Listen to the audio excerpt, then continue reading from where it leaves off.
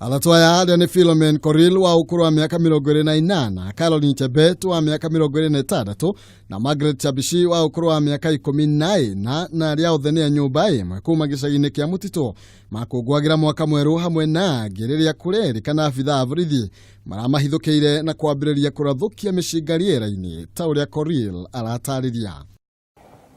Kati ya saa 2 na saa 3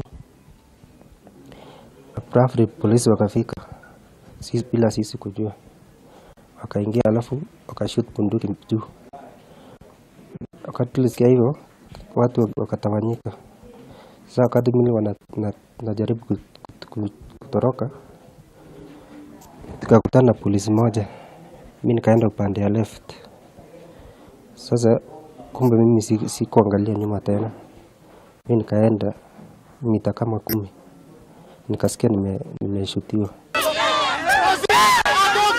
Nigiko kiria muingi wa gicigo giki umenereirie na jirani na kuria riu marenda minister wa giteri wa thiini Dagitari Fred Matiang'i gutigirira abitha aria othe maranyitira itemi thariko-ini ni Mike Ogono na gukorwo magithitangwo kuria matongoretio ni muhuraniri wa ihoto cia umundu Paul Chepsoi hamwe na Sylvester Keboi mahete thirikari kahinda ga thikũ 14 makorwo mathitangite abitha acio.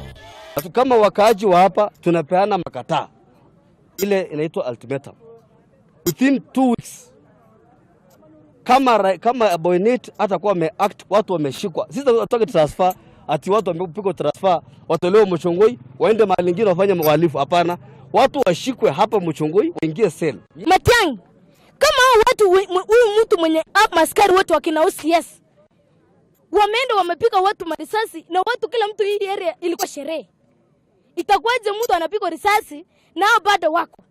Muingi wa gicigo giki uroiganika mutugo Fred memenyeretie kumahithukagira oro uguo na kumetia mahaki hatari na gitumi handu ha mahurane na imaramariri ikoretwo ikimathumbura hamwe na nyu ya njohi itagireire.